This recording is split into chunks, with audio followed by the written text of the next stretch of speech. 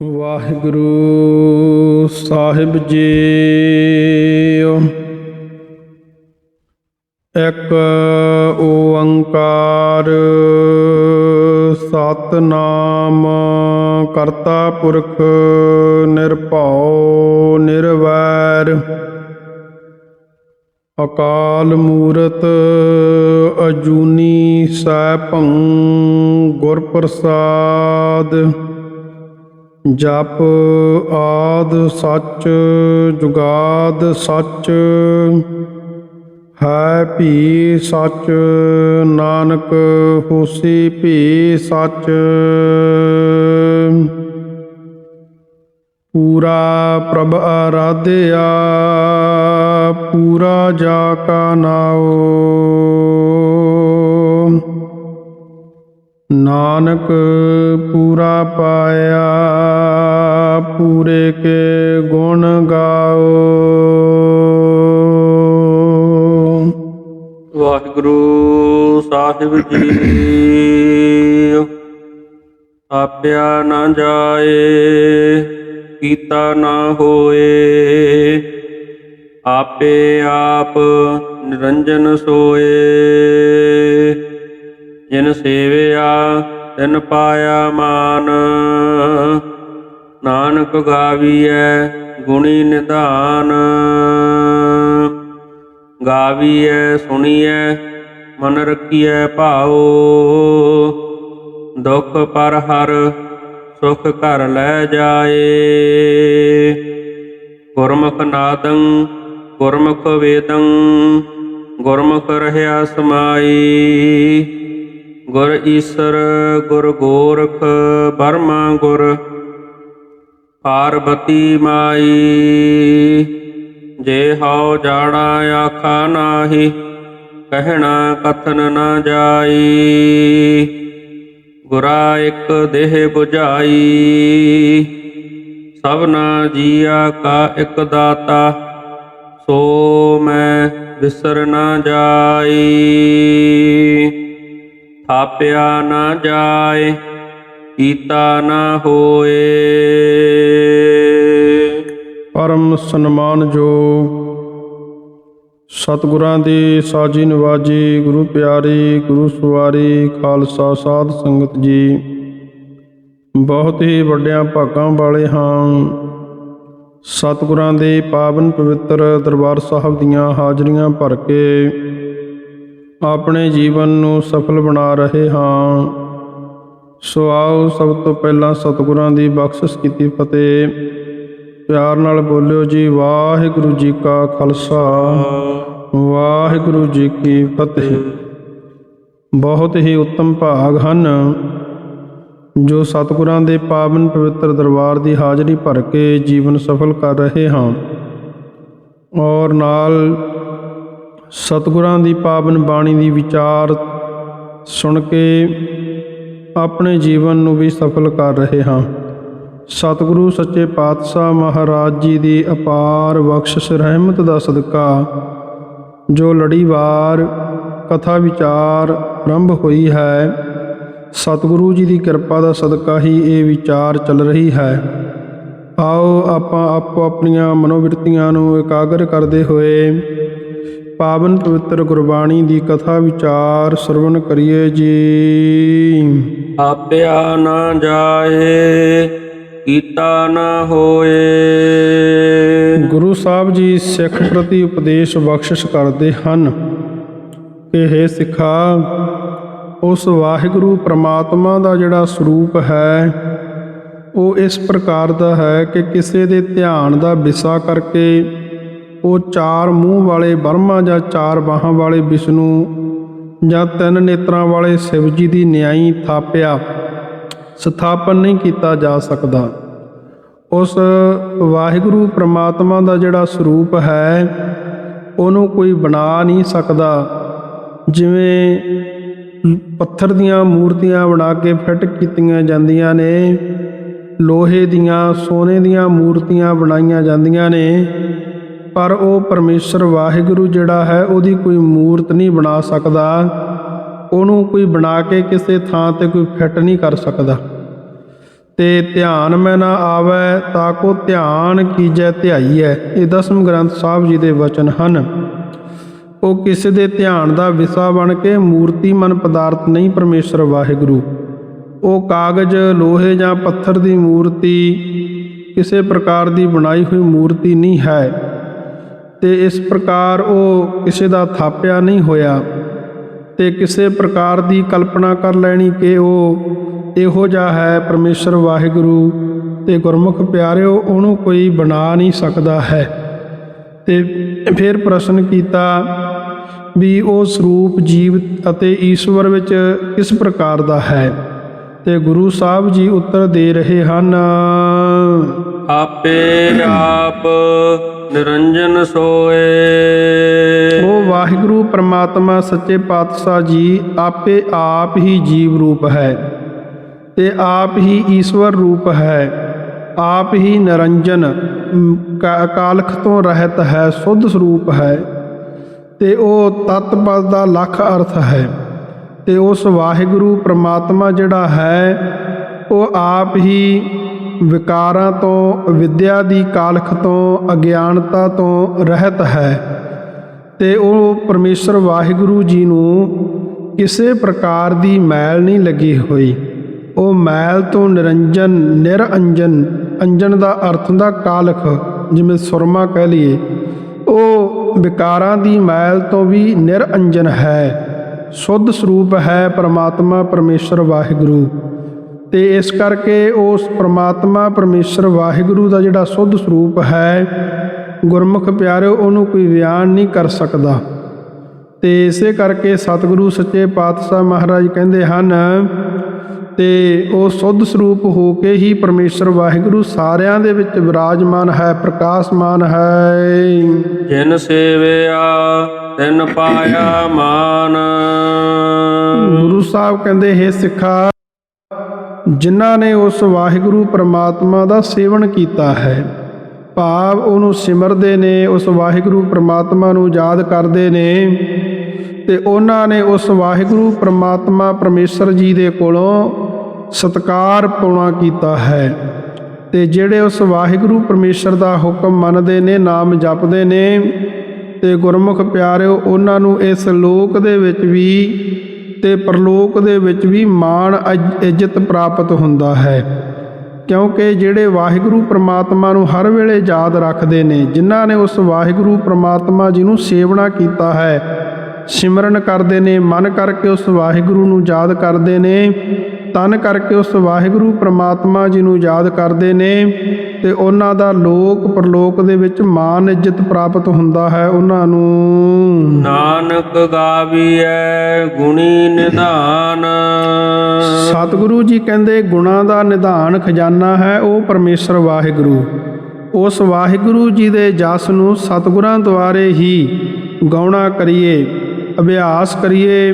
ਸਤਿਗੁਰੂ ਸੱਚੇ ਪਾਤਸ਼ਾਹ ਜੀ ਜੋ ਗੁਣਾਂ ਦੇ ਖਜ਼ਾਨੇ ਨੇ ਉੱਤੇ ਉਸ ਅਕਾਲ ਪੁਰਖ ਵਾਹਿਗੁਰੂ ਦੇ ਜਸ ਨੂੰ ਲਖਣਾ ਬਿਰਤੀ ਦੁਆਰਾ ਗਾਉਣਾ ਕਰੀਏ ਤੇ ਹੋਰ ਕੋਈ ਵੀ ਸ਼ਕਤੀ ਬਿਰਤੀ ਕਰਕੇ ਨਹੀਂ ਆਖ ਸਕਦਾ। ਗਾਵੀਐ ਸੁਣੀਐ ਮਨ ਰੱਖੀਐ ਭਾਉ।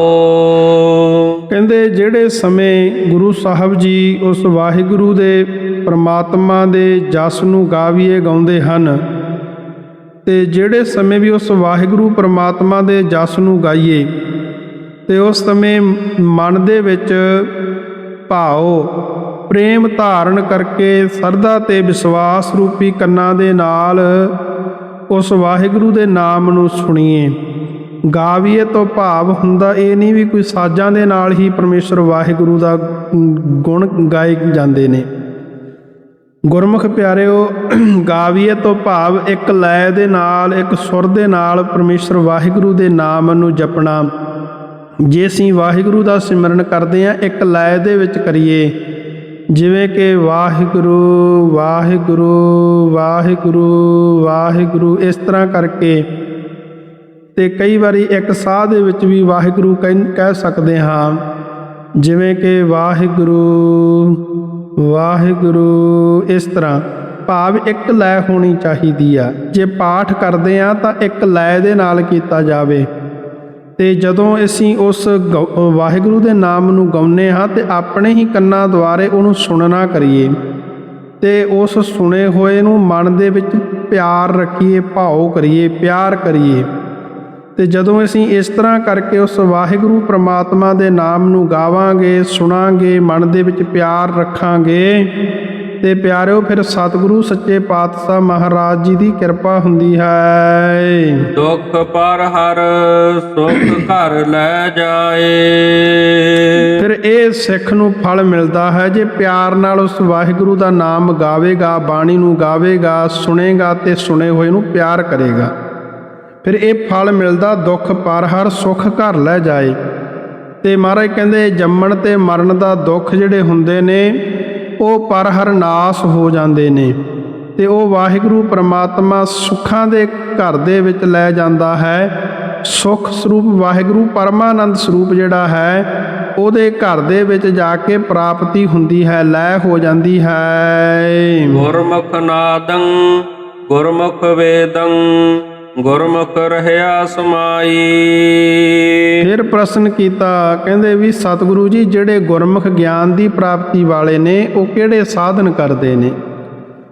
ਧੰਨ ਗੁਰੂ ਨਾਨਕ ਦੇਵ ਸੱਚੇ ਪਾਤਸ਼ਾਹ ਕਹਿੰਦੇ ਹੇ ਗੁਰਸਿੱਖੋ, ਕਹਿੰਦੇ ਉਹ ਗੁਰਮੁਖ ਮਨ ਨੂੰ ਵਸ ਕਰਨ ਦੇ ਲਈ, ਮਨ ਨੂੰ ਟਿਕਾਉਣ ਦੇ ਲਈ ਜਾਂ ਤਾਂ ਨਾਦੰ ਸ਼ਬਦਾਂ ਦਾ ਕੀਰਤਨ ਕਰਦੇ ਨੇ ਤੇ ਜਦੋਂ ਮਨ ਕੀਰਤਨ ਦੇ ਵੱਲੋਂ ਥੱਕ ਜਾਂਦਾ ਤੇ ਉਦੋਂ ਗੁਰਮੁਖ ਜਨ ਗੁਰਾਂ ਦੁਆਰਾ ਵੇਦੰ ਆਪਣੇ ਸੁੱਧ ਸਰੂਪ ਦੇ ਵੇਦੰ ਗਿਆਨ ਦੀ ਵਿਚਾਰ ਕਰਦੇ ਨੇ ਤੇ ਜਦੋਂ ਕੀਰਤਨ ਤੇ ਕਥਾ ਵਿਚਾਰ ਕਰਨ ਤੋਂ ਥੱਕ ਜਾਣ ਉਸ ਸਮੇਂ ਉਹਨਾਂ ਗੁਰਮੁਖਾਂ ਦਾ ਮਨ ਨਿਰਵਿਕਲਪ ਸਮਾਧੀ ਦੇ ਵਿੱਚ ਸਮਾਇਆ ਰਹਿੰਦਾ ਹੈ।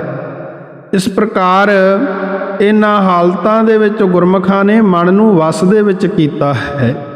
ਗਿਆਨ ਧਿਆਨ ਸਿਮਰਨ ਮਿਲੈ ਪੀ ਅਪਿਓ ਅਸੋਗੀ, ਇਹ ਭਾਈ ਗੁਰਦਾਸ ਸਾਹਿਬ ਜੀ ਦੇ ਵਚਨ ਨੇ। ਤੇ ਉਹ ਗੁਰਮੁਖ ਜਨ ਆਪਣੇ ਸਰੂਪ ਦੇ ਗੀਤ ਗਾਉਂਦੇ ਨੇ ਜਾਂ ਸਰੂਪ ਦਾ ਗਿਆਨ ਕਰਦੇ ਨੇ। ਇਸੇ ਪ੍ਰਕਾਰ ਉਹਨਾਂ ਗੁਰਮੁਖਾਂ ਨੇ ਆਪਣੇ ਮਨ ਦੇ ਵਿੱਚ ਵਸ ਕੀਤਾ ਹੋਇਆ ਹੈ। ਕੈ ਸਰੂਪ ਗੀਤ ਗਾਵੈ ਕੈ ਸਰੂਪ ਧਿਆਨ ਲਾਵੈ, ਇਹ ਸਾਰ ਕਿਤਾਬਲੀ ਦੇ ਵਿੱਚ ਪੰਡਿਤ ਹਰਦਿਆਲ ਜੀ ਦੇ ਵਚਨ ਹਨ। ਸੋ ਹਰ ਸਮੇਂ ਗੁਰਮੁਖ ਪਿਆਰਿਆਂ ਦਾ ਮਨ ਉਸ ਵਾਹਿਗੁਰੂ ਦੇ ਵਿੱਚ ਸਮਾਇਆ ਰਹਿੰਦਾ ਹੈ। ਹਰ ਸਮੇਂ ਉਹਨਾਂ ਦਾ ਮਨ ਉਸ ਵਾਹਿਗੁਰੂ ਦੇ ਨਾਲ ਮਿਲਿਆ ਰਹਿੰਦਾ ਹੈ ਤੇ ਗੁਰਮੁਖਾਂ ਦਾ ਅਭਿਆਸ, ਗੁਰਮੁਖ ਜਿਹੜੇ ਹੁੰਦੇ ਨੇ ਕੀਰਤਨ ਕਰਦੇ ਨੇ ਜਾਂ ਉਸ ਵਾਹਿਗੁਰੂ ਦੀ ਵਿਚਾਰ ਕਰਦੇ ਨੇ ਜਾਂ ਆਪਣੀ ਬਿਰਤੀ ਨੂੰ ਪ੍ਰਮਾਤਮਾ ਦੇ ਚਰਨਾਂ ਦੇ ਵਿੱਚ ਜੋੜ ਕੇ ਸਮਾਏ ਰਹਿੰਦੇ ਹਨ। ਗੁਰ ਈਸਰ ਗੁਰ ਗੋਰਖ ਬਰਮਾ ਗੁਰ ਪਾਰਬਤੀ ਮਾਈ। ਫਿਰ ਪ੍ਰਸ਼ਨ ਕੀਤਾ ਵੀ ਇਹ ਸਤਿਗੁਰੂ ਜੀ ਗੁਰਮੁਖ ਜਨ ਜਿਹੜੇ ਨੇ ਗਿਆਨ ਦੀ ਪ੍ਰਾਪਤੀ ਕਰਕੇ ਜਿਸ ਪਰਮੇਸ਼ਰ ਦੇ ਵਿੱਚ ਅਭੇਦ ਹੁੰਦੇ ਨੇ ਕਿ ਉਹ ਪਰਮੇਸ਼ਰ ਜਿਹੜਾ ਵਾਹਿਗੁਰੂ ਹੈ ਉਹ ਤਿੰਨੇ ਦੇਵਤਿਆਂ ਬਰਮਾ, ਵਿਸ਼ਨੂੰ ਤੇ ਸ਼ਿਵ ਜੀ ਤੋਂ ਵੱਡਾ। ਤੇ ਫਿਰ ਗੁਰੂ ਸਾਹਿਬ ਜੀ ਕਹਿੰਦੇ ਹੇ ਗੁਰਸਿੱਖੋ, ਉਹ ਅਕਾਲ ਪੁਰਖ ਵਾਹਿਗੁਰੂ ਸ਼ਿਵ ਜੀ ਦਾ ਵੀ ਗੁਰੂ ਹੈ, ਪੂਜਨੀਕ ਹੈ। ਤੇ ਗੋਰਖ ਉਹ ਵਿਸ਼ਨੂੰ ਦਾ ਵੀ ਗੁਰੂ ਹੈ, ਪਰਮਾਤਮਾ ਪਰਮੇਸ਼ਰ ਵਾਹਿਗੁਰੂ ਪੂਜਨੀਕ ਹੈ। ਬਰਮਾ ਦਾ ਵੀ ਉਹ ਗੁਰੂ ਹੈ, ਪੂਜਨੀਕ ਹੈ। ਤੇ ਉਹਨਾਂ ਦੀਆਂ ਸ਼ਕਤੀਆਂ ਪਾਰਬਤੀ, ਲక్ష్ਮੀ ਤੇ ਸਰਸਵਤੀ ਦਾ ਵੀ ਉਹ ਅਕਾਲ ਪੁਰਖ ਵਾਹਿਗੁਰੂ ਪ੍ਰਮਾਤਮਾ ਜੀ ਗੁਰੂ ਹਨ, ਪੂਜਨੀਕ ਹਨ। ਜੇ ਹਉ ਜਾਣਾ ਆਖਾ ਨਾਹੀ ਕਹਿਣਾ ਕਥਨ ਨਾ ਜਾਈ। ਮਹਾਰਾਜ ਕਹਿੰਦੇ ਹੇ ਗੁਰਸਿੱਖ, ਜੇ ਅਸੀਂ ਉਸ ਵਾਹਿਗੁਰੂ ਨੂੰ ਸੁੱਧ ਸਰੂਪ ਕਰਕੇ ਜਾਣਦੇ ਹਾਂ ਤਾਂ ਕਥਨ ਨਹੀਂ ਕਰਦੇ। ਤੇ ਫਿਰ ਪ੍ਰਸ਼ਨ ਕੀਤਾ ਵੀ ਹੇ ਸਤਿਗੁਰੂ ਜੀ ਆਪ ਕਥਨ ਕਿਉਂ ਨਹੀਂ ਕਰਦੇ? ਗੁਰੂ ਸਾਹਿਬ ਕਹਿੰਦੇ ਹੇ ਗੁਰਸਿੱਖੋ, ਸ਼ਕਤੀ ਬਿਰਤੀ ਕਰਕੇ ਕਿਹਾ ਨਹੀਂ ਜਾ ਸਕਦਾ ਤੇ ਲੱਖਣਾ ਬਿਰਤੀ ਕਰਕੇ ਬ੍ਰਹਮ ਦਾ ਲੱਖਣ ਹੁੰਦਾ ਹੈ। ਤੇ ਅੱਗੇ ਸਤਿਗੁਰੂ ਜੀ ਦੱਸ ਰਹੇ ਹਨ, ਗੁਰਾ ਇੱਕ ਦੇਹ 부ਝਾਈ। ਗੁਰਾ ਇੱਥੇ ਪਾਠ ਗੁਰਾ ਹੀ ਸੁੱਧ ਹੈ, ਗੁਰਾ ਹੀ ਕਰਨਾ ਹੈ।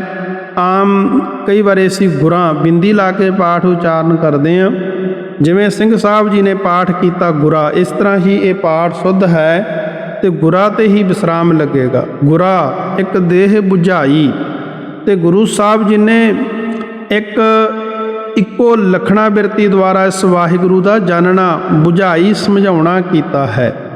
ਜੋ ਅਖੰਡ ਚੇਤਨ ਦੇ ਦੇਹੀ ਆ, ਤੇ ਇਹ ਕਿਰਪਾ ਕਰਕੇ ਸਤਿਗੁਰਾਂ ਨੇ ਸਾਨੂੰ ਸਿੱਖਿਆ ਦੁਆਰਾ ਬੁਝਾਈ ਕਹੀਏ, ਸਮਝਾਉਣਾ ਕੀਤਾ ਹੈ। ਸਭਨਾ ਜੀਆ ਕਾ ਇੱਕ ਦਾਤਾ, ਸੋ ਮੈਂ ਵਿਸਰ ਨਾ ਜਾਈ। ਸਾਰਿਆਂ ਜੀਵਾਂ ਦਾ ਇੱਕ ਪਰਮੇਸ਼ਰ ਵਾਹਿਗੁਰੂ ਦਾਤਾ ਹੈ, ਜੋ ਦਾਤਾਂ ਦੇਣ ਵਾਲਾ ਹੈ। ਤੇ ਉਹੀ ਤੇ ਮੇਰਾ ਆਪਣਾ ਸਰੂਪ ਹੈ। ਤਤ ਤੋਂ ਅਸੀਂ ਗੁਰਾਂ ਦੇ ਵਾਕ ਤੇ ਸਿੱਖ ਨੇ ਨਿਸ਼ਚਾ ਕੀਤਾ ਹੈ, ਤਾਂ ਅਹੰ ਬ੍ਰਹਮ ਨਿਸ਼ਚੈ ਹੋ ਗਿਆ। ਤੇ ਇਸ ਕਰਕੇ ਉਹ ਸਾਰਿਆਂ ਜੀਵਾਂ ਦਾ ਦਾਤਾ ਇੱਕੋ ਹੀ ਹੈ, ਜਿਹਨੂੰ ਆਪਾਂ ਕਹਿੰਦੇ ਆ ਦੱਦਾ ਦਾਤਾ ਏਕ ਹੈ, ਸਭ ਕੋ ਦੇਵਨਹਾਰ। ਦੇਂਦੇ ਟੋਟ ਨਾ ਆਵਈ, ਅਗਣਤ ਭਰੇ ਭੰਡਾਰ। ਸਰਬੰ ਸਾਚਾ ਏਕ ਹੈ, ਦੂਜਾ ਨਾਹੀ ਕੋਏ। ਹੋਰ ਦੂਜਾ ਕੋਈ ਨਹੀਂ, ਸਾਰਿਆਂ ਜੀਵਾਂ ਦਾ ਦਾਤਾ ਇੱਕੋ ਹੀ ਹੈ, ਜਿਹਨੂੰ ਅਸੀਂ ਕਹਿੰਦੇ ਹਾਂ ਇੱਕ ਓੰਕਾਰ। ਉਹ ਅਕਾਲ ਪੁਰਖ ਵਾਹਿਗੁਰੂ ਇੱਕ ਹੈ। ਸੋ ਮੈਂ, ਤੇ ਉਹ ਮੈਨੂੰ ਕਦੇ ਭੁੱਲ ਨਾ ਜਾਵੇ, ਤੇ ਮੈਂ ਉਸ ਵਾਹਿਗੁਰੂ ਨੂੰ ਹਰ ਵੇਲੇ ਯਾਦ ਰੱਖਾਂ। ਗੁਰੂ ਸਾਹਿਬ ਜੀ ਉਹਨਾਂ ਨੇ ਪ੍ਰਸ਼ਨ ਕੀਤਾ ਸਿੱਖਾਂ ਨੇ, ਮਹਾਰਾਜ ਉਸ ਸਰੂਪ ਪਰਮੇਸ਼ਰ ਦਾ ਕਦੀ ਭੁੱਲ ਵੀ ਜਾਂਦਾ ਹੋਵੇਗਾ? ਤਾਂ ਗੁਰੂ ਸਾਹਿਬ ਕਹਿੰਦੇ ਉਹ ਸਰੂਪ ਅੱਠੇ ਪਹਿਰ ਵਿਸਰ ਭੁੱਲਦਾ ਨਹੀਂ ਹੈ, ਤੇ ਉਹ ਭੁਲਾਇਆ ਨਹੀਂ ਜਾਂਦਾ। ਹਰ ਸਮੇਂ ਸਾਖਿਆਤ ਸਰੂਪ ਹੈ, ਹਰ ਸਮੇਂ ਉਹ ਵਾਹਿਗੁਰੂ ਚੇਤੇ ਰਹਿੰਦਾ ਹੈ, ਉਹ ਕਦੇ ਭੁੱਲਦਾ ਨਹੀਂ ਹੈ। ਇਸ ਪੰਜਵੀਂ ਪੌੜੀ ਦਾ ਕਥਨ ਜੋ ਕੀਤਾ ਹੈ, ਤੇ ਇਹਦੇ ਜਿਹੜੇ ਭਾਵ ਅਰਥ ਬਣਦੇ ਨੇ ਉਹ ਇਹ ਨੇ ਕਿ ਪਰਮੇਸ਼ਰ ਵਾਹਿਗੁਰੂ ਜਿਹੜਾ ਹੈ, ਜਿਵੇਂ ਡੇਰਿਆਂ ਦੇ ਵਿੱਚ ਗੱਦੀਆਂ ਚੱਲਦੀਆਂ ਨੇ, ਉਹ ਗੱਦੀ ਗਾਹਾਂ ਆਪਣੇ ਚੇਲੇ ਨੂੰ ਦੇ ਦਿੰਦੇ ਨੇ, ਤੇ ਇਸ ਤਰ੍ਹਾਂ ਕਰਕੇ ਪਰਮੇਸ਼ਰ ਵਾਹਿਗੁਰੂ ਨੂੰ ਕਿਸੇ ਨੇ ਕੋਈ ਗੱਦੀ ਨਹੀਂ ਦਿੱਤੀ ਹੈ। ਤੇ ਮਾਤਾ ਪਿਤਾ ਦੇ ਪੈਦਾ ਕਰਨ ਵਾਂਗੂ ਜਿਵੇਂ ਬੱਚੇ ਪੈਦਾ ਕਰਦੇ ਨੇ ਮਾਤਾ ਪਿਤਾ, ਇਸ ਤਰ੍ਹਾਂ ਕਰਕੇ ਵੀ ਉਸ ਵਾਹਿਗੁਰੂ ਜੀ ਨੂੰ ਕਿਸੇ ਨੇ ਪੈਦਾ ਨਹੀਂ ਕੀਤਾ, ਤੇ ਉਹ ਕਿਸੇ ਦਾ ਬਣਾਇਆ ਹੋਇਆ ਨਹੀਂ ਹੈ। ਵੀ ਜਿਵੇਂ ਆਪਾਂ ਕੋਈ ਕਾਗਜ਼ ਦੀ ਪੱਥਰ ਦੀ ਮੂਰਤੀ ਬਣਾਉਂਦੇ ਨੇ, ਤੇ ਇਸੇ ਕਰਕੇ ਉਹ ਪਰਮੇਸ਼ਰ ਵਾਹਿਗੁਰੂ ਆਪੇ ਆਪ ਸੁੱਧ ਸਰੂਪ ਹੈ, ਮਾਇਆ ਦੀ ਕਾਲਖ ਤੋਂ ਰਹਿਤ ਹੈ। ਤੇ ਉਹ ਪਰਮੇਸ਼ਰ ਵਾਹਿਗੁਰੂ ਜਿਹੜਾ ਹੈ, ਤੇ ਗੁਰਮੁਖ ਪਿਆਰਿਓ ਉਹਨੂੰ ਹਰ ਵੇਲੇ ਯਾਦ ਰੱਖਣਾ ਚਾਹੀਦਾ ਹੈ। ਤੇ ਪਰਮੇਸ਼ਰ ਵਾਹਿਗੁਰੂ ਅਸੀਂ ਉਸ ਅਕਾਲ ਪੁਰਖ ਦਾ ਸਰੂਪ ਅਨੁਭਵ ਦੁਆਰਾ ਜਾਣਦੇ ਹਾਂ, ਪਰ ਉਹ ਕਥਨ ਨਹੀਂ ਕੀਤਾ ਜਾ ਸਕਦਾ। ਤੇ ਬ੍ਰਹਮਾ ਵਿਸ਼ਨੂੰ ਸ਼ਿਵ ਜੀ ਆਦਿਕ, ਪਾਰਵਤੀ ਸ੍ਰਿਸ਼ਟੀ ਲక్ష్ਮੀ ਆਦਿਕ ਦਾ ਵੀ ਉਹ ਪਰਮੇਸ਼ਰ ਵਾਹਿਗੁਰੂ ਆਪ ਹੀ ਗੁਰੂ ਹੈ। ਇਸ ਲਈ ਸਿੱਖ ਨੂੰ ਕਿਸੇ ਹੋਰ ਦੇਵੀ ਦੇਵਤਿਆਂ ਦੀ ਪੂਜਾ ਨਹੀਂ ਕਰਨ ਦੀ ਆਗਿਆ ਦਿੱਤੀ। ਤੇ ਗੁਰਮੁਖ ਪਿਆਰਿਓ, ਜਿਹੜੇ ਦੇਵੀ ਦੇਵਤਿਆਂ ਨੂੰ ਅਸੀਂ ਪੂਜਦੇ ਫਿਰਦੇ ਹਾਂ ਅੱਜ ਵਹਿਮਾਂ ਭਰਮਾਂ ਦੇ ਵਿੱਚ ਪੈ ਕਰਕੇ, ਤੇ ਇਹ ਮਨੁੱਖਾ ਦੇਹੀ ਸਾਨੂੰ ਪ੍ਰਾਪਤ ਹੋਈ ਆ, ਪਰ ਉਹ ਦੇਵੀ ਦੇਵਤੇ ਇਸ ਮਨੁੱਖਾ ਦੇਹੀ ਨੂੰ ਤਰਸਦੇ ਨੇ। ਇਸ ਕਰਕੇ ਸਾਨੂੰ ਇਹ ਮਨੁੱਖਾ ਜੀਵਨ ਜਿਹੜਾ ਮਿਲਿਆ ਹੈ, ਇਹਨੂੰ ਸਫਲ ਕਰੀਏ। ਸਫਲ ਤਾਂ ਹੋਵੇਗਾ ਜਦੋਂ ਅਸੀਂ ਗੁਰੂ ਦੇ ਬਚਨਾਂ ਦੁਆਰਾ ਉਸ ਅਕਾਲ ਪੁਰਖ ਵਾਹਿਗੁਰੂ ਦਾ ਸਿਮਰਨ ਕਰਾਂਗੇ, ਜਿਹੜੀ ਸਾਨੂੰ ਗੁਰੂ ਸਾਹਿਬ ਜੀ ਨੇ ਇੱਕ ਸਿੱਖਿਆ ਦਿੱਤੀ ਆ, ਗੁਰਾ ਇੱਕ ਦੇਹ ਬੁਝਾਈ। ਤੇ ਮਹਾਰਾਜ ਨੇ ਸਾਨੂੰ ਇਹ ਸਿੱਖਿਆ ਦੇ ਦਿੱਤੀ ਹੈ ਕਿ ਸਾਰਿਆਂ ਜੀਵਾਂ ਦਾ ਇੱਕ ਸਤਿਗੁਰੂ ਹੀ ਦਾਤਾ ਹੈ, ਉਹ ਸਾਨੂੰ ਕਦੇ ਵੀ ਨਾ ਭੁੱਲੇ। ਉਸ ਅਕਾਲ ਪੁਰਖ ਵਾਹਿਗੁਰੂ ਨੂੰ ਹਮੇਸ਼ਾ ਯਾਦ ਰੱਖਣਾ ਕਰੀਏ। ਤੀਰਥ ਨਾਵਾ ਜੇ ਤਿਸ ਭਾਵਾ, ਬਿਨ ਭਾਣੇ ਕੇ ਨਾਏ ਕਰੀ। ਸਿੱਧਾਂ ਨੇ ਮਨ ਤੇ ਆਪਣੇ ਮਨ ਦੇ ਵਿੱਚ ਵਿਚਾਰ ਕੀਤਾ ਵੀ ਕਿਸੇ ਨਾ ਕਿਸੇ ਤਰੀਕੇ ਨਾਲ ਗੁਰੂ ਨਾਨਕ ਦੇਵ ਸੱਚੇ ਪਾਤਸ਼ਾਹ ਜੀ ਨੂੰ ਆਪਣੇ ਮੱਤ ਦੇ ਵਿੱਚ ਸ਼ਾਮਲ ਕੀਤਾ ਜਾਵੇ, ਜਿਹਦੇ ਕਾਰਨ ਸਾਡਾ ਯੋਗ ਮੱਤ ਜਿਹੜਾ ਹੈ ਉਹ ਬੜਾ ਪ੍ਰਸਿੱਧ ਹੋ ਜਾਵੇਗਾ। ਇਸ ਵਾਸਤੇ ਉਹਨਾਂ ਨੇ ਆਪਣੀ ਸ਼ਕਤੀ ਦੇ ਦੁਆਰਾ ਇੱਕ ਸਰੋਵਰ ਹੀਰੇ ਜਵਾਹਰ ਆਦਿਕ ਲਾਲਾਂ ਦੇ ਨਾਲ ਭਰ ਦਿੱਤਾ। ਗੁਰੂ ਸਾਹਿਬ ਜੀ ਨੂੰ ਆਪਣਾ ਖੱਪਰ ਦੇ ਕੇ ਗੁਰੂ ਨਾਨਕ ਸਾਹਿਬ ਜੀ ਨੂੰ ਭੇਜਿਆ ਵੀ ਉੱਥੋਂ ਪਾਣੀ ਭਰ ਕੇ ਲੈ ਕੇ ਆਓ। ਤੇ ਉਹਨਾਂ ਦਾ ਖਿਆਲ ਸੀ ਵੀ ਗੁਰੂ ਸਾਹਿਬ ਮਾਇਆ ਦੇ ਮੋਹ ਵਿੱਚ ਫਸ ਜਾਣਗੇ, ਪਰ ਇਹੋ ਜਿਹਾ ਨਾ ਚੱਕਰ ਹੋਇਆ। ਤੇ ਗੁਰੂ ਸਾਹਿਬ ਜੀ ਉਹਨਾਂ ਦਾ ਜਿਹੜਾ ਛਲ ਸੀ ਉਹਨਾਂ ਦੇ ਮਨ ਦੇ ਵਿੱਚ ਉਹ ਸਮਝ ਗਏ ਤੇ ਖਾਲੀ ਖੱਪਰ ਲੈ ਕੇ ਗੁਰੂ ਨਾਨਕ ਸਾਹਿਬ ਵਾਪਸ ਆਏ ਸਿੱਧਾਂ ਦੇ ਕੋਲੇ। ਸਿੱਧ ਵੇਖ ਕੇ ਸ਼ਰਮਿੰਦੇ ਜੇ ਹੋ ਗਏ ਤੇ ਇਹ ਸਾਰੀ ਵਾਰਤਾ ਨੂੰ ਸਤਿਕਾਰਯੋਗ ਗੁਰੂ ਘਰ ਦੇ ਵੇਦ ਵਿਆਸ ਭਾਈ ਸਾਹਿਬ ਭਾਈ ਗੁਰਦਾਸ ਸਾਹਿਬ ਜੀ ਨੇ ਆਪਣੀਆਂ ਵਾਰਾਂ ਦੇ ਵਿੱਚ ਲਿਖਿਆ। ਸਿੱਧੀ ਮਨੇ ਵਿਚਾਰਿਆ ਕਿਵੇਂ ਦਰਸ਼ਨ ਇਹ ਲੇਵੈ ਬਾਲਾ। ਸਿੱਧਾਂ ਨੇ ਮਨ 'ਚ ਵਿਚਾਰ ਕੀਤੀ ਵੀ ਕਿਵੇਂ ਇਹਨੂੰ ਉਹ ਬਾਲਾ ਕਹਿੰਦੇ ਸੀ ਗੁਰੂ ਨਾਨਕ ਸਾਹਿਬ ਜੀ ਨੂੰ, ਵੀ ਕਿਵੇਂ ਇਹਨੂੰ ਆਪਣੇ ਮੱਤ ਦੇ ਵਿੱਚ ਲੈ ਕੇ ਆਈਏ। ਐਸਾ ਜੋਗੀ ਕਲੀ ਮੈਂ ਹਮਰੇ ਪੰਥ ਕਰੇ ਉਜਾਲਾ। ਕਹਿੰਦੇ ਇਹੋ ਜਿਹਾ ਜੇ ਜੋਗੀ ਕਿਤੇ ਸਾਡੇ ਧਰਮ ਦੇ ਵਿੱਚ ਆ ਜਾਵੇ ਉਹ ਸਾਡੇ ਪੰਥ ਦੇ ਵਿੱਚ ਵਾਧਾ ਕਰੇਗਾ। ਖੱਪਰ ਦਿੱਤਾ ਨਾਥ ਜੀ ਪਾਣੀ ਭਰ ਲੈ ਮਨ ਉੱਠ ਚਾਲਾ। ਖੱਪਰ ਦਿੱਤਾ ਗੁਰੂ ਨਾਨਕ ਸਾਹਿਬ ਜੀ ਨੂੰ, ਜਾਓ ਪਾਣੀ ਲੈ ਕੇ ਆਓ। ਬਾਬਾ ਆਇਆ ਪਾਣੀਆਂ ਡਿੱਠੇ ਰਤਨ ਜਵਾਹਰ ਲਾਲਾ। ਜਦੋਂ ਗੁਰੂ ਨਾਨਕ ਸਾਹਿਬ ਜੀ ਨੇ ਦੇਖਿਆ ਵੀ ਉੱਥੇ ਪਾਣੀ ਨਹੀਂ, ਉੱਥੇ ਰਤਨ ਜਵਾਹਰ ਪਏ ਨੇ। ਸਤਿਗੁਰ ਅਗਮ ਅਗਾਧ ਪੁਰਖ ਕਿਹੜਾ ਝੱਲੇ ਗੁਰੂ ਦੀ ਝਾਲਾ। ਪਰ ਗੁਰੂ ਦੀ ਝਾਲ ਕਿਹੜਾ ਝੱਲਦਾ, ਗੁਰੂ ਸਾਹਿਬ ਤਾਂ ਆਪ ਹੀ ਪਰਮੇਸ਼ਰ ਦਾ ਸਰੂਪ ਸਨ। ਫਿਰ ਆਇਆ ਗੁਰਨਾਥ ਜੀ ਪਾਣੀ ਠੌੜ ਨਹੀਂ ਉਸ ਤਾਲਾ। ਤੇ ਜਦੋਂ ਦੱਸਿਆ ਮਹਾਰਾਜ ਕਹਿੰਦੇ ਉੱਥੇ ਤਾਂ ਪਾਣੀ ਨਹੀਂ ਹੈ ਤਾਲ ਦੇ ਵਿੱਚ, ਸਰੋਵਰ ਦੇ ਵਿੱਚ। ਸ਼ਬਦ ਜਿੱਤੀ ਸਿੱਧ ਮੰਡਲੀ ਕੀ ਤੁਸ ਆਪਣਾ ਪੰਥ ਨਿਰਾਲਾ। ਤੇ ਮਹਾਰਾਜ ਨੇ ਫਿਰ ਉਹ ਸਿੱਧਾਂ ਦੀ ਮੰਡਲੀ ਨੂੰ ਜਿੱਤ ਲਿਆ, ਆਪਣਾ ਨਿਰਾਲਾ ਪੰਥ ਉਹਨਾਂ ਨੂੰ, ਜਿਹੜਾ ਨਿਰਮਲ ਪੰਥ ਗੁਰੂ ਸਾਹਿਬ ਜੀ ਨੇ ਚਲਾਇਆ ਤੇ ਉਹਦਾ ਉਪਦੇਸ਼ ਦਿੱਤਾ। ਕਲਯੁਗ ਨਾਨਕ ਨਾਮ ਸੁਖਾਲਾ। ਕਲਯੁਗ ਦੇ ਵਿੱਚ ਦੱਸਿਆ ਵੀ ਨਾਮ ਜਿਹੜਾ ਹੈ ਪਰਮੇਸ਼ਰ ਵਾਹਿਗੁਰੂ ਜੀ ਦਾ, ਇਹੀ ਸਾਨੂੰ ਸੁਖੀ ਕਰ ਸਕਦਾ ਹੈ। ਫਿਰ ਸਿੱਧ ਕਹਿਣ ਲੱਗੇ ਵੀ ਚਲੋ ਤਪਾ ਜੀ, ਮਹਾਰਾਜ ਨੂੰ ਤਪਾ ਵੀ ਕਹਿ ਦਿੰਦੇ ਸਨ ਗੁਰੂ ਨਾਨਕ ਸਾਹਿਬ ਜੀ ਨੂੰ। ਕਹਿੰਦੇ ਵੀ ਤੀਰਥਾਂ 'ਤੇ ਇਸ਼ਨਾਨ ਕਰਨ ਚੱਲੀਏ ਤੇ ਉੱਥੇ ਇਸ਼ਨਾਨ ਕਰਨ ਦੇ ਨਾਲ ਰਤਨ ਜਵਾਹਰ ਮਾਣਕ ਆਦਿਕ ਪ੍ਰਾਪਤ ਹੁੰਦੇ ਨੇ। ਸਿੱਧਾਂ ਦਾ ਇਹ ਮਕਸਦ ਸੀ ਕਿ ਗੁਰੂ ਨਾਨਕ ਸਾਹਿਬ ਜੀ ਨੂੰ ਮਾਇਆ ਦੇ ਮੋਹ ਦੇ ਵਿੱਚ ਭਰਮਾ ਕੇ ਵੀ ਆਪਣਾ ਚੇਲਾ ਬਣਾ ਲਈਏ।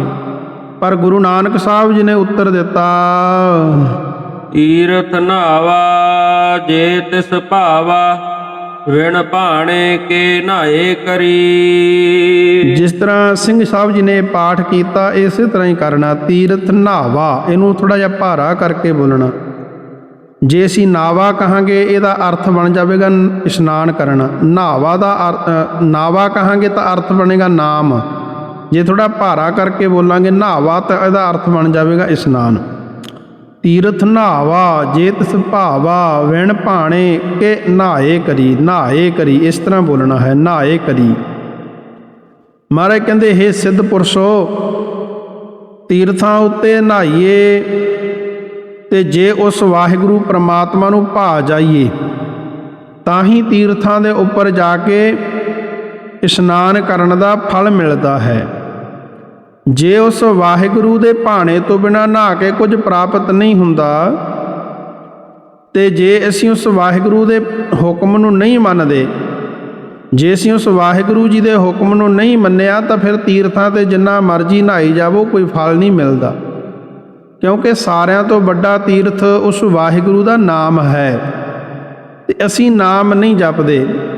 ਪ੍ਰਮਾਤਮਾ ਦੇ ਨਾਮ ਤੋਂ ਬਿਨਾਂ, ਉਸ ਵਾਹਿਗੁਰੂ ਦੇ ਭਾਣੇ ਤੋਂ ਬਿਨਾਂ ਤੀਰਥਾਂ 'ਤੇ ਨਹਾਉਣਾ ਵੀ ਬੇਅਰਥ ਹੈ।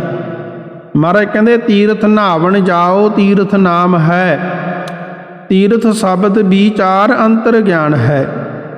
ਮਹਾਂਪੁਰਖਾਂ ਨੇ ਇੱਕ ਸਾਖੀ ਲਿਖੀ ਆ ਕਿ ਇੱਕ ਰੱਬ ਦੇ ਪਿਆਰੇ ਸੰਤ ਤੁਲਸੀਦਾਸ ਜੀ ਬਨਾਰਸ ਦੇ ਵਿੱਚ ਰਹਿੰਦੇ ਸਨ। ਹਰ ਰੋਜ਼ ਵਾਹਿਗੁਰੂ ਦੀ ਭਗਤੀ, ਉਸ ਵਾਹਿਗੁਰੂ ਪ੍ਰਮਾਤਮਾ ਦਾ ਚਿੰਤਨ ਕਰਦੇ ਸਨ। ਇੱਕ ਵਾਰੀ ਉਹਨਾਂ ਦੇ ਮਨ ਦੇ ਵਿੱਚ ਵਿਚਾਰ ਆਈ ਵੀ ਆਪਾਂ ਜਗਨਨਾਥਪੁਰੀ ਦੀ ਯਾਤਰਾ ਚੱਲੀਏ। ਉੱਥੇ ਮੂਰਤੀਆਂ ਜਿਹੜੀਆਂ ਨੇ ਉਹ ਬੜੀਆਂ ਸਸਤੀਆਂ ਮਿਲਦੀਆਂ ਨੇ ਤੇ ਇਹ ਸੋਚਿਆ ਵੀ ਆਪਾਂ ਉੱਥੋਂ ਮੂਰਤੀਆਂ ਖਰੀਦਾਂਗੇ।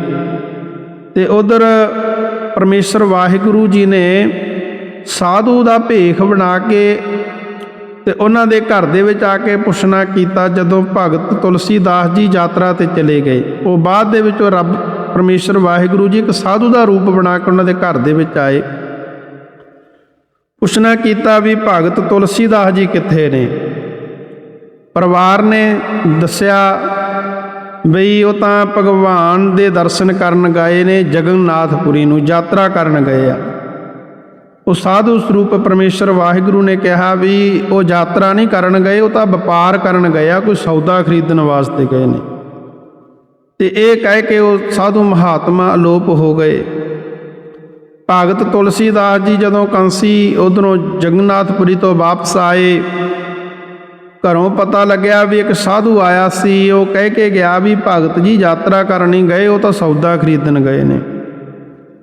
ਤੇ ਸੁਣ ਕੇ ਤੁਲਸੀ ਜੀ ਨੂੰ ਆਪਣੀ ਕਰਨੀ ਦੇ ਉੱਪਰ ਫਿਰ ਪਛਤਾਵਾ ਹੋਇਆ ਵੀ ਮੈਂ ਸੱਚ ਹੀ ਮੂਰਤੀਆਂ ਦਾ ਸੌਦਾ ਕਰਕੇ ਆਇਆ, ਇਹ ਚੰਗਾ ਨਹੀਂ ਹੋਇਆ। ਆਪਣੀ ਗਲਤੀ ਸੁਧਾਰਨ ਲਈ ਫਿਰ ਉੱਥੇ ਜਗन्नाथपुरी ਨੂੰ ਚਲੇ ਗਏ। ਤੇ ਬਾਅਦ ਚੋਂ ਫਿਰ ਜਦੋਂ ਸਾਧੂ ਦਾ ਰੂਪ ਧਾਰਨ ਕਰਕੇ ਪਰਮੇਸ਼ਰ ਜੀ ਆਏ, ਪੁੱਛਿਆ ਵੀ ਭਗਤ ਜੀ ਕਿੱਥੇ ਗਏ ਨੇ? ਘਰਦਿਆਂ ਨੇ ਉੱਤਰ ਦਿੱਤਾ ਵੀ ਉਹ ਤਾਂ ਜਗन्नाथपुरी ਦੀ ਯਾਤਰਾ ਗਏ ਨੇ। ਪਰਮੇਸ਼ਰ ਵਾਹਿਗੁਰੂ ਸੰਤ ਸਰੂਪ ਨੇ ਕਿਹਾ ਕਿ ਭਗਤ ਜੀ ਯਾਤਰਾ ਕਰਨ ਨਹੀਂ ਗਏ, ਉਹ ਤਾਂ ਆਪਣਾ ਸੌਦਾ ਵਾਪਸ ਕਰਨ ਗਏ ਨੇ। ਤੇ ਜਦੋਂ ਭਗਤ ਜੀ ਸੌਦਾ ਵਾਪਸ ਕਰਕੇ ਘਰ ਆਏ, ਕੰਸੀ ਦੇ ਵਿੱਚ ਪਹੁੰਚੇ ਤੇ ਪੁੱਛਿਆ ਘਰਦਿਆਂ ਤੋਂ, ਤੇ ਘਰਦਿਆਂ ਨੇ ਦੱਸਿਆ ਵੀ ਤੇ ਉਹ ਜਿਹੜਾ ਸਾਧੂ ਆਇਆ ਸੀ ਉਹਨਾਂ ਨੇ ਦੱਸਿਆ ਵੀ ਉਹ ਤਾਂ ਯਾਤਰਾ ਨਹੀਂ ਕਰਨ ਗਏ, ਉਹ ਤਾਂ ਸੌਦਾ ਵਾਪਸ ਕਰਨ ਗਏ। ਇਹ ਸੁਣ ਕੇ ਤੁਲਸੀ ਦਾਸ ਨੂੰ ਫਿਰ ਅਫਸੋਸ ਹੋਇਆ ਵੀ ਮੈਂ 2 ਵਾਰੀ ਜਗन्नाथपुरी ਗਿਆ, ਮੇਰੀ ਯਾਤਰਾ ਸਫਲ ਨਹੀਂ ਹੋਈ। ਕਹਿੰਦੇ ਫਿਰ ਤੁਲਸੀ ਦਾਸ ਨੇ ਸਾਰੀਆਂ ਕਾਮਨਾਵਾਂ ਛੱਡੀਆਂ ਵੀ ਹੁਣ ਮਨ ਦੇ ਵਿੱਚ ਕੋਈ ਇੱਛਾ ਨਹੀਂ ਰੱਖਣੀ ਤੇ ਹੁਣ ਯਾਤਰਾ ਕਰਨ ਜਾਣਾ। ਫਿਰ ਯਾਤਰਾ ਤੇ ਗਏ ਤੇ ਸਾਧੂ ਪਰਮੇਸ਼ਰ ਵਾਹਿਗੁਰੂ ਦਾ ਰੂਪ ਸਾਧੂ ਦੇ ਰੂਪ ਦੇ ਵਿੱਚ ਉਹ ਫਿਰ ਘਰ ਆਏ। ਫਿਰ ਆ ਕੇ ਪੁੱਛਿਆ ਵੀ ਭਗਤ ਜੀ ਕਿੱਥੇ ਗਏ ਨੇ? ਤਾਂ ਘਰੋਂ ਉੱਤਰ ਮਿਲਿਆ ਵੀ ਉਹ ਤਾਂ ਯਾਤਰਾ ਤੇ ਗਏ ਨੇ। ਇਹ ਸੁਣ ਕੇ ਸੰਤ ਸਰੂਪ ਪ੍ਰਭੂ ਨੇ ਕਿਹਾ ਵੀ ਹਾਂ ਹੁਣ ਠੀਕ ਆ, ਉਹ ਸੱਚਮੁੱਚ ਹੀ ਯਾਤਰਾ ਕਰਨ ਗਏ ਨੇ, ਉਹਨਾਂ ਦੀ ਯਾਤਰਾ ਸਫਲ ਹੋ ਗਈ ਹੈ। ਤੀਰਥ ਯਾਤਰਾ ਤੇ ਇਸ਼ਨਾਨ ਕਰਨ ਦਾ ਤਾਂ ਹੀ ਫਲ ਮਿਲਦਾ ਜੇ ਉਸ ਵਾਹਿਗੁਰੂ ਪ੍ਰਮਾਤਮਾ ਜੀ ਨੂੰ ਅਸੀਂ ਭਾ ਜਾਈਏ। ਕਿਉਂਕਿ ਅੱਜ ਦੇ ਸਮੇਂ ਦੇ ਵਿੱਚ ਅਸੀਂ ਵੀ ਸੌਦੇ ਹੀ ਖਰੀਦਦੇ ਫਿਰਦੇ ਹਾਂ। ਹੁਣ ਜੇ ਅਸੀਂ ਸੱਚਖੰਡ ਸ੍ਰੀ ਹਰਿਮੰਦਰ ਸਾਹਿਬ ਅੰਮ੍ਰਿਤਸਰ ਦਰਬਾਰ ਸਾਹਿਬ ਦੇ ਦਰਸ਼ਨ ਕਰਨ ਜਾਂਦੇ ਹਾਂ ਤੇ ਸਾਡੇ ਮਨਾਂ ਦੇ ਵਿੱਚ ਵੀ ਹੁੰਦਾ ਵੀ ਜਾਵਾਂਗੇ, ਉੱਥੇ ਪਾਪੜ ਬੜੀਆਂ ਵਧੀਆ ਮਿਲਦੀਆਂ ਨੇ, ਲੈ ਕੇ ਆਵਾਂਗੇ। ਉੱਥੇ ਆਹ ਚੀਜ਼ ਸਸਤੀ ਮਿਲਦੀ ਆ, ਖਰੀਦ ਕੇ ਲੈ ਕੇ ਆਵਾਂਗੇ। ਪਰ ਗੁਰਮੁਖ ਪਿਆਰਿਓ, ਜੇ ਕਿਤੇ ਸੱਚਖੰਡ ਸ੍ਰੀ ਹਰਿਮੰਦਰ ਸਾਹਿਬ ਅੰਮ੍ਰਿਤਸਰ ਸਾਹਿਬ ਦਰਬਾਰ ਸਾਹਿਬ ਦੇ ਦਰਸ਼ਨ ਕਰਨ ਜਾਈਏ, ਉੱਥੋਂ ਬਾਣੀ ਸਾਨੂੰ ਲੈ ਕੇ ਆਉਣੀ ਚਾਹੀਦੀ ਹੈ। ਉੱਥੇ ਕੀਰਤਨ ਹਰ ਵੇਲੇ ਦਰਬਾਰ ਸਾਹਿਬ ਦੇ ਵਿੱਚ ਹੁੰਦਾ ਤੇ ਕੀਰਤਨ ਸੁਣੋ, ਸੱਚਖੰਡ ਸਾਹਿਬ ਦੇ ਦਰਸ਼ਨ ਕਰੋ, ਸ੍ਰੀ ਅਕਾਲ ਤਖਤ ਸਾਹਿਬ ਦੇ ਦਰਸ਼ਨ ਕਰਨੇ ਚਾਹੀਦੇ ਨੇ, ਗੁਰੂ ਕੇ ਲੰਗਰਾਂ ਦੇ ਵਿੱਚ ਸੇਵਾ ਕਰੀਏ। ਪਰ ਅਸੀਂ ਕੁਝ ਉੱਥੇ ਜਾ ਕੇ ਹੋਰ ਹੀ ਕਰਦੇ ਹਾਂ, ਅਸੀਂ ਤਾਂ ਕਮਰੇ ਹੀ ਲੱਭਦੇ ਫਿਰਦੇ ਹਾਂ ਵੀ ਸਾਨੂੰ ਕਮਰਾ ਮਿਲ ਜੇ। ਤੇ ਪਿਆਰਿਓ, ਇੱਕ ਰਾਤ ਰਹਿਣਾ ਹੁੰਦਾ, ਜੇ ਜਾਗ ਕੇ ਵੀ ਲੰਘਾ ਲਵਾਂਗੇ ਕੀ ਫਰਕ ਪੈਂਦਾ। ਭਾਵਨਾ ਬਣਾਈਏ, ਗੁਰੂ ਦੇ ਦਰ ਤੇ ਜਾਈਏ, ਸਤਿਗੁਰੂ ਦੇ ਦਰ ਤੇ ਸਤਿਗੁਰੂ ਦੀ ਖੁਸ਼ੀ ਲੈ ਕੇ ਆਈਏ। ਹੁਣ ਸੱਚਖੰਡ ਸ੍ਰੀ ਹਜ਼ੂਰ ਸਾਹਿਬ ਜਾਂਦੇ ਆ ਤੇ ਕਈ ਤਾਂ ਗੁਰਮੁਖ ਪਿਆਰਿਓ ਉੱਥੇ ਜੀਵਨ ਬਦਲ ਜਾਂਦੇ ਨੇ। ਬੜੇ ਵੇਖੇ ਨੇ ਜਿਹੜੇ ਜਾਂਦੇ ਨੇ ਅੰਮ੍ਰਿਤ ਛਕ ਕੇ ਸੱਚਖੰਡ ਸ੍ਰੀ ਹਜ਼ੂਰ ਸਾਹਿਬ ਤੋਂ ਵਾਪਸ ਆਉਂਦੇ ਆ। ਪਰ ਕਈ ਜਾਂਦੇ ਨੇ ਉਹ ਜਿੱਥੇ ਗੁਰੂ ਦੀ ਖੁਸ਼ੀ ਲੈਣੀ ਆ, ਗੁਰੂ ਦੀ ਨਾਰਾਜ਼ਗੀ ਲੈ ਕੇ ਆਉਂਦੇ ਆ, ਕਿਉਂਕਿ ਉੱਥੇ ਕੁਝ ਹੋਰ ਹੀ ਖਰੀਦੀ ਜਾਂਦੇ ਨੇ। ਸੋ ਇਸ ਕਰਕੇ ਇਸ ਤਰ੍ਹਾਂ ਦਾ ਜਦੋਂ ਕੋਈ ਯਾਤਰਾ ਕਰਦਾ ਉਹਦਾ ਫਿਰ ਫਲ ਨਹੀਂ ਮਿਲਦਾ। ਫਲ ਤਾਂ ਹੀ ਮਿਲਦਾ ਵਾ ਜੇ ਅਸੀਂ ਭਾਵਨਾ ਬਣਾ ਕੇ ਜਾਈਏ। ਜੇ ਸਾਡੇ ਅੰਦਰ ਭਾਵਨਾ ਨਹੀਂ, ਮਹਾਰਾਜ ਕਹਿੰਦੇ ਨਹਾਵਣ ਚੱਲੇ ਤੀਰਥੀ, ਮਨ ਖੋਟੇ ਤਨ ਚੋਰ, ਇੱਕ ਭਾਉ ਲੱਥੀ ਨਹਾਤਿਆਂ, ਦੋਏ ਪਾਚੜੀਏ ਸੋ ਹੋਰ। ਅਸੀਂ ਦੁੱਗਣਾ ਭਾਰ ਹੋਰ ਚੜਾ ਕੇ ਆ ਜਾਂਦੇ ਹਾਂ। ਅੰਤਰ ਮੈਲ ਜੇ ਤੀਰਥ ਨਹਾਵੈ ਤਿਸਵੈ ਕੁੰਠ ਨ ਜਾਣਾ। ਸੋ ਇਸ ਕਰਕੇ ਗੁਰਮੁਖ ਪਿਆਰਿਓ, ਉਸ ਵਾਹਿਗੁਰੂ ਪ੍ਰਮਾਤਮਾ ਦਾ ਜਿਹੜਾ ਨਾਮ ਹੈ ਉਹ ਸਭ ਤੋਂ ਵੱਡਾ ਤੀਰਥ ਹੈ। ਤੀਰਥ ਨਹਾਵਣ ਜਾਓ, ਤੀਰਥ ਨਾਮ ਹੈ, ਤੀਰਥਾਂ ਤੇ ਜਾਓ ਪਰ ਉੱਥੋਂ ਨਾਮ ਦੀ ਦਾਤ ਲੈ ਕੇ ਆਓ।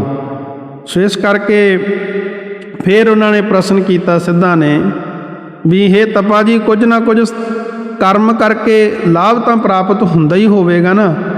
ਤੇ ਗੁਰੂ ਨਾਨਕ ਸਾਹਿਬ ਸੱਚੇ ਪਾਤਸ਼ਾਹ ਜੀ ਉੱਤਰ ਦੇ ਰਹੇ ਹਨ, ਜੇਤੀ ਸਿਰਠ ਉਪਾਈ ਵੇਖਾ, ਵਿਣ ਕਰਮ ਕੇ ਮਿਲੈ ਲਈ।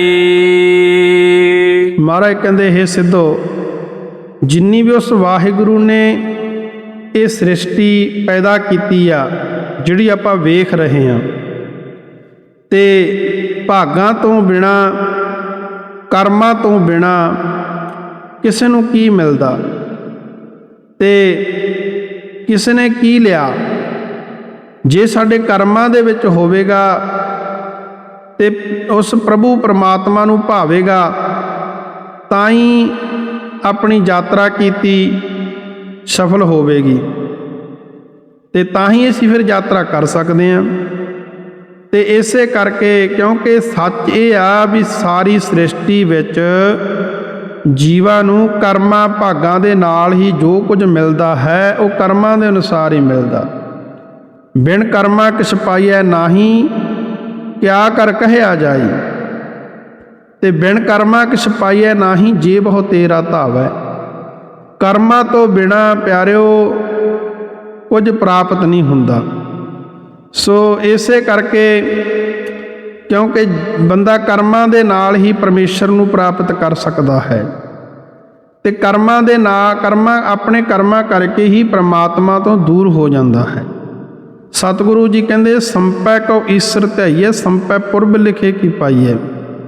ਜਿਹੜੀ ਮਾਇਆ ਹੈ ਇਹ ਵੀ ਸਾਨੂੰ ਕਰਮਾਂ ਦੇ ਅਨੁਸਾਰ ਹੀ ਮਿਲਦੀ ਹੈ, ਤੇ ਜਿਹੜੀ ਕਰਮਾਂ ਦੇ ਨਾਲ ਹੀ ਸਾਡੇ ਤੋਂ ਦੂਰ ਚਲੀ ਜਾਂਦੀ ਹੈ।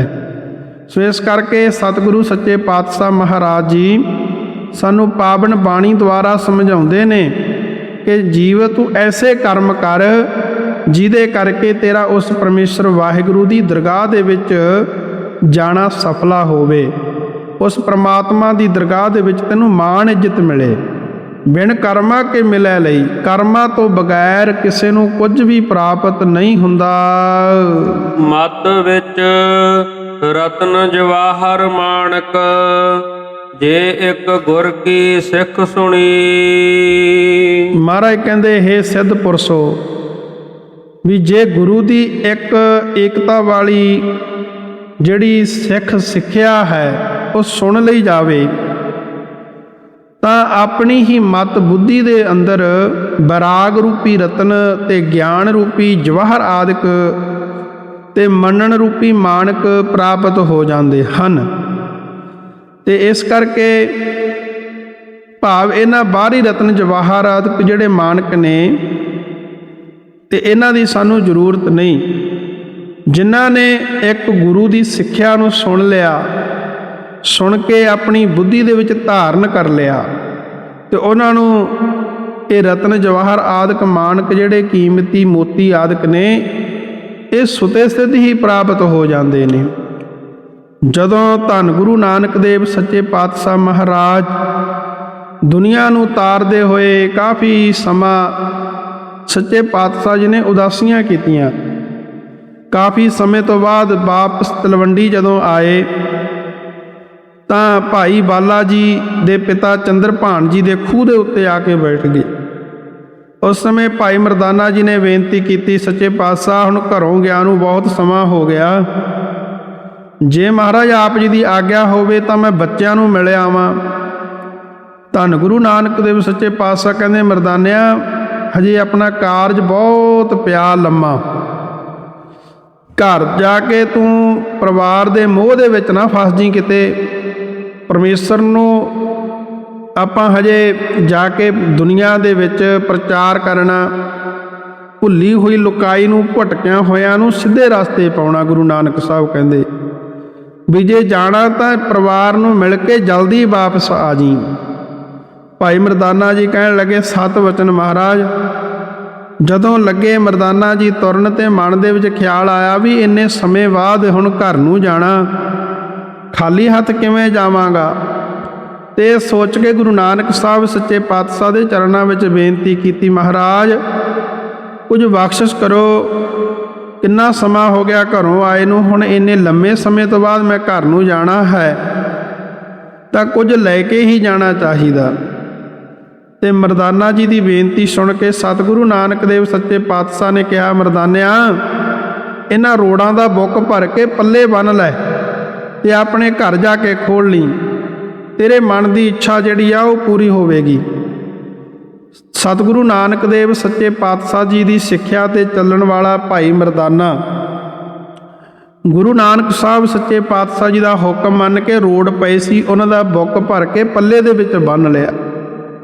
ਤੇ ਜਦੋਂ ਘਰ ਜਾ ਕੇ ਪਹੁੰਚਿਆ, ਘਰ ਜਾ ਕੇ ਉਹ ਗਠੜੀ ਖੋਲੀ ਤੇ ਜਿਹੜੇ ਰੋੜੇ ਸੀ ਪਿਆਰਿਓ ਉਹ ਸੋਨਾ ਬਣ ਗਏ। ਆਖੋ ਸਤਨਾਮ ਸ੍ਰੀ ਵਾਹਿਗੁਰੂ। ਤੇ ਭਾਈ ਮਰਦਾਨਾ ਜੀ ਬੜੇ ਖੁਸ਼ ਹੋਏ, ਮਨ ਦੇ ਵਿੱਚ ਸਤਿਗੁਰੂ ਸੱਚੇ ਪਾਤਸ਼ਾਹ ਜੀ ਦਾ ਸ਼ੁਕਰ ਕਰ ਰਹੇ ਨੇ ਵੀ ਜੇ ਗੁਰੂ ਦੀ ਸਿੱਖਿਆ ਮਨ ਦੇ ਵਿੱਚ ਵਸਾ ਲਈ, ਜੇ ਅਸੀਂ ਗੁਰੂ ਦੀ ਸਿੱਖਿਆ ਨੂੰ ਮਨ ਦੇ ਵਿੱਚ ਵਸਾਇਆ ਤਾਂ ਰੋੜਾਂ ਤੋਂ ਸੋਨੇ ਬਣ ਗਏ, ਹੀਰੇ ਬਣ ਗਏ।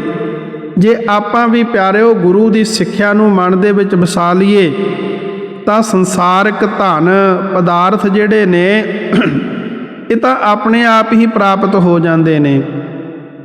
ਸੋ ਇਸ ਕਥਾ ਨੂੰ ਕਵੀ ਸੰਤੋਖ ਸਿੰਘ ਜੀ ਨੇ ਬੜੀ ਸੁੰਦਰ ਗੁਰੂ ਨਾਨਕ ਪ੍ਰਕਾਸ਼ ਗ੍ਰੰਥ ਦੇ ਵਿੱਚ ਇਹ ਸਾਰੀ ਕਥਾ ਲਿਖੀ ਆ।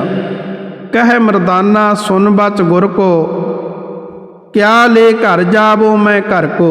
ਕਹਿਣ ਲੱਗਿਆ ਮਰਦਾਨਾ ਜੀ ਕਹਿਣ ਲੱਗੇ ਗੁਰੂ ਸਾਹਿਬ ਜੀ ਨੂੰ ਵੀ ਮੈਂ ਘਰ ਨੂੰ ਜਾਵਾਂ ਤੇ ਕੀ ਲੈ ਕੇ ਜਾਵਾਂ। ਬਹੁਤ ਬਰਖ ਘਰ ਵਾਹਰ ਬਤਾਏ, ਛੂਛਾ ਅਬ ਕਿਆ ਦੇਵੋਂ ਜਾਏ। ਮਹਾਰਾਜ ਕਿੰਨੇ ਸਾਲ ਮੈਂ ਘਰ ਤੋਂ ਬਾਹਰ ਬਤੀਤ ਕੀਤੇ, ਹੁਣ ਮੈਂ ਖਾਲੀ ਕਿਵੇਂ ਜਾਵਾਂ ਘਰੇ। ਗੁਰ ਕਹਿ ਰੋਰਨ ਮੁਸ਼ਟ ਉਚਾਵੋ, ਬਾਂਧ ਚੀਰ ਸੰਦੇਹ ਮਿਟਾਵੋ। ਗੁਰੂ ਸਾਹਿਬ ਕਹਿੰਦੇ ਰੋੜਾਂ ਦੀ ਮੁੱਠੀ ਇੱਥੋਂ ਬੁੱਕ ਭਰ ਕੇ ਲੈ ਜਾ, ਪੱਲੇ ਬੰਨ ਲਈ, ਘਰੇ ਜਾ ਕੇ ਖੋਲੀ। ਘਰ ਮੈਂ ਜਾਓ ਖੋਲ ਦਿਓ ਤਾਈ, ਹੋਇਆ ਹੈ ਸੋ ਜੇ ਚਾਹੋ ਮਨ ਮਾਹੀ। ਕਹਿੰਦੇ ਘਰ ਜਾ ਕੇ ਖੋਲੀ ਤੇ ਜੋ ਤੂੰ ਮਨ ਦੇ ਵਿੱਚ ਚਾਹੇਗਾ ਤੈਨੂੰ ਮਿਲੇਗਾ। ਏਕ ਮੁਸ਼ਤ ਤਬ ਲੈ ਮਰਦਾਨੇ, ਬੰਦੇ ਆਪਣੇ ਪੱਟ ਸੰਗਾਨੇ। ਇੱਕ ਕਹਿੰਦੇ ਬੁੱਕ ਭਰ ਕੇ ਮਰਦਾਨਾ ਜੀ ਨੇ ਆਪਣੇ ਪੱਟ ਕਹੀਏ ਕੱਪੜੇ ਦੇ ਵਿੱਚ ਬੰਨ੍ਹ ਲੈਣਾ ਕੀਤਾ। ਕਰਿਓ ਆਨੰਦ ਨਕੇਤ ਸੁਧਾਰਾ, ਮਿਲਿਓ ਜਾਏ ਆਪਣੇ ਪਰਿਵਾਰਾ। ਕਹਿੰਦੇ ਫਿਰ ਜਲਦੀ ਜਾ ਕੇ ਘਰ ਦੇ ਵਿੱਚ ਜਦੋਂ ਪਹੁੰਚਿਆ ਬੜੀ ਖੁਸ਼ੀ ਹੋਈ। ਮਿਲਿਓ ਜਾਏ ਆਪਣੇ ਪਰਿਵਾਰਾ, ਜਦੋਂ ਆਪਣੇ ਪਰਿਵਾਰ ਨੂੰ ਮਿਲਿਆ, ਗੰਢ ਚੀਰ ਕੀ ਖੋਲੀ ਜਬਹੀ, ਕੰਚਨ ਸਰਬ ਬਲੋਕਿਓ ਤਵੀ। ਕਹਿੰਦੇ ਜਦੋਂ ਗਠੜੀ ਖੋਲੀ ਤੇ ਵਿੱਚੋਂ ਸੋਨਾ ਵੇਖਿਆ ਤੇ ਬੜਾ ਖੁਸ਼ ਹੋ ਗਿਆ ਭਾਈ ਮਰਦਾਨਾ। ਸੋ ਇਸ ਕਰਕੇ ਜਦੋਂ ਕੋਈ ਗੁਰੂ ਦੀ ਸਿੱਖਿਆ ਨੂੰ ਮੰਨਦਾ ਹੈ ਤੇ ਗੁਰਮੁਖ ਪਿਆਰਿਓ ਫਿਰ ਉਹਨੂੰ ਖੁਸ਼ੀਆਂ, ਧਨ, ਪਦਾਰਥ ਆਦਿਕ ਪ੍ਰਾਪਤ ਹੋ ਜਾਂਦੇ ਹਨ। ਗੁਰਾ ਇੱਕ ਦੇਹ 부ਝਾਈ। ਸਤਿਗੁਰੂ ਜੀ ਨੇ ਸਾਨੂੰ ਇਹ ਗੱਲ ਸਮਝਾ ਦਿੱਤੀ ਹੈ। ਸਭਨਾ ਜੀਆ ਕਾ ਇੱਕ ਦਾਤਾ, ਸੋ ਮੈਂ ਵਿਸਰ ਨਾ ਜਾਈ। ਸਤਿਗੁਰੂ ਜੀ ਨੇ ਸਾਨੂੰ ਇਹ ਗੱਲ ਸਮਝਾ ਦਿੱਤੀ ਹੈ ਵੀ ਸਾਰਿਆਂ ਜੀਵਾਂ ਦਾ ਉਹ ਦਾਤਾ ਇੱਕ ਪਰਮੇਸ਼ਰ ਵਾਹਿਗੁਰੂ ਆਪ ਹੀ ਹੈ ਤੇ ਉਹ ਸਾਨੂੰ ਕਦੇ ਵੀ ਭੁੱਲਣਾ ਨਹੀਂ ਚਾਹੀਦਾ। ਸੋ ਇਸ ਪੌੜੀ ਦਾ ਸਾਰੰਸ਼ ਵੀ ਇਹੀ ਹੈ ਵੀ ਸਿੱਧਾ ਤੇ ਸਿੱਖਾਂ ਨੂੰ ਮਹਾਰਾਜ ਨੇ ਸਾਨੂੰ ਸਮਝਾਇਆ ਵੀ ਤੀਰਥਾਂ ਤੇ ਇਸ਼ਨਾਨ ਤਾਂ ਹੀ ਕਰੀਏ ਜੇ ਉਸ ਵਾਹਿਗੁਰੂ ਨੂੰ ਭਾ ਜਾਈਏ। ਬਿਨਾਂ ਭਾਣਾ ਮੰਨਣ ਤੋਂ ਇਸ਼ਨਾਨ ਕਰਨ ਦਾ ਫਲ ਕੀ ਪ੍ਰਾਪਤ ਹੋਵੇਗਾ। ਤੇ ਤੀਰਥ ਆਤਮਾ ਰੂਪ ਹੈ, ਪਰੰਤੂ ਉਹਦੇ ਵਿੱਚ ਇਸ਼ਨਾਨ ਉਹ ਕਰ ਸਕਦੇ ਨੇ ਜਿਨ੍ਹਾਂ ਨੇ ਸਰਧਾ ਧਾਰਨ ਕੀਤੀ ਹੋਵੇ। ਪਰਮੇਸ਼ਰ ਦੇ ਭਾਣੇ ਤੋਂ ਬਿਨਾਂ ਨਹਾ ਕੇ ਕੀ ਕਰਨਗੇ। ਜਿੰਨੀ ਸ੍ਰਿਸ਼ਟੀ ਪੈਦਾ ਕੀਤੀ ਹੋਈ ਆ, ਦਿਸ ਰਹੀ ਆ, ਬਿਨਾਂ ਕਰਮਾਂ ਤੋਂ ਕਿਸੇ ਨੂੰ ਕੁਝ ਨਹੀਂ ਮਿਲਿਆ। ਭਾਵ ਕਮਾਈ ਹੀ ਕਰਨੀ ਬਣਦੀ ਹੈ। ਜੇ ਮਿਲਿਆ ਹੈ ਤਾਂ ਕੀ ਲੈ ਲਿਆ, ਕੋਲ ਨਹੀਂ ਰਹਿੰਦਾ। ਬੁੱਧੀ ਦੇ ਵਿੱਚ ਸਾਰੇ ਸ਼ੁਭ ਗੁਣਾ ਰੂਪ ਪਦਾਰਥ ਨੇ। ਜੇ ਗੁਰੂ ਸਾਹਿਬ ਜੀ ਦੀ ਜੀਵ ਈਸ਼ ਦੀ ਏਕਤਾ ਵਾਲੀ ਸਿੱਖਿਆ ਨੂੰ ਸੁਣ ਲਈਏ ਤਾਂ ਪ੍ਰਾਪਤ ਹੁੰਦੇ ਹਨ।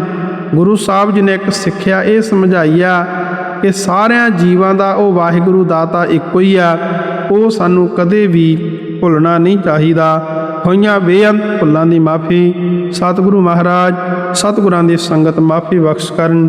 ਇਹ ਸਿਧਾਂਤ, ਇਹ ਉਪਦੇਸ਼ ਜੋ ਅੱਜ ਆਪਾਂ ਰਲ ਮਿਲ ਕੇ ਵਿਚਾਰ ਕੀਤੀ ਆ, ਆਪਣੇ ਹਿਰਦੇ ਵਿੱਚ ਵਸ ਜਾਵੇ। ਲੋਕ ਸੁਖੀਆ ਪਰਲੋਕ ਸੁਹੇਲਾ ਹੋਵੇ। ਸੋ ਹੋਈਆਂ ਭੁੱਲਾਂ ਚੁੱਕਾਂ ਦੀ ਮਾਫੀ ਸਤਿਗੁਰੂ ਮਹਾਰਾਜ ਸਤਿਗੁਰਾਂ ਦੀ ਸੰਗਤ ਮਾਫੀ ਬਖਸ਼ ਕਰਨ।